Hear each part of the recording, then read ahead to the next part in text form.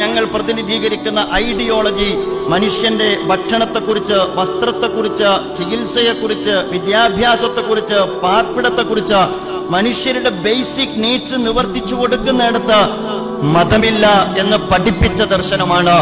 മനുഷ്യൻ അടിസ്ഥാന ആവശ്യങ്ങൾ പരിഹരിച്ചു കൊടുക്കുന്നിടത്ത് മതാതീതമായ കാഴ്ചപ്പാട് ഉണ്ടാകണം എന്ന് പഠിപ്പിച്ച ദൈവ വിശ്വാസത്തിന്റെ അടിസ്ഥാനത്തിലാണ് ദാഹിക്കുന്നവന് വെള്ളം കൊടുക്കുന്നിടത്ത്, വിശക്കുന്നവന് ആഹാരം കൊടുക്കുന്നിടത്ത്, മേൽക്കൂരയില്ലാത്തവന് വീട് പണിയുന്നിടത്ത് മനുഷ്യനെ ചേർത്ത് പിടിക്കാൻ പഠിപ്പിച്ച ഒരു ദർശനമാണ്.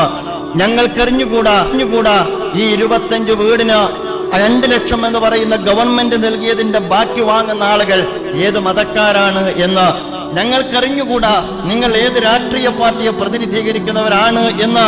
13 വീടുകളിൽ അന്തിയുറങ്ങുന്ന കുടുംബത്തെക്കുറിച്ച് ഞങ്ങൾക്കറിഞ്ഞുകൂടാ നിങ്ങൾ ഏത് മതക്കാരാണ് എന്ന്. ഒരു കാര്യം ഞങ്ങൾക്കറിയാം, നിങ്ങൾ ഏറ്റവും അർഹതപ്പെട്ട മനുഷ്യരാണ് എന്ന്. രണ്ടാമതൊരു കാര്യം ഞങ്ങൾക്കറിയാം, ഞങ്ങൾ ഉൾക്കൊള്ളുന്ന വിശ്വാസത്തിന്റെ താല്പര്യം എന്ന് പറയുന്നത് ആ അർഹതപ്പെട്ട മനുഷ്യന്റെ ആവശ്യങ്ങൾ പൂർത്തീകരിക്കുന്നിടത്താണിടോ നിനക്ക് പരലോകത്തുള്ള മോക്ഷം എന്ന് പഠിപ്പിക്കപ്പെട്ട ഒരു ദർശനം ഞങ്ങളുടെ കയ്യിലുണ്ട് എന്ന്. അതുകൊണ്ട് നിങ്ങളുടെ കണ്ണീരണയുമ്പോഴാണ് ഞങ്ങൾക്ക് നാളെ ദൈവത്തിനടുക്കൽ മോക്ഷം ലഭിക്കുക.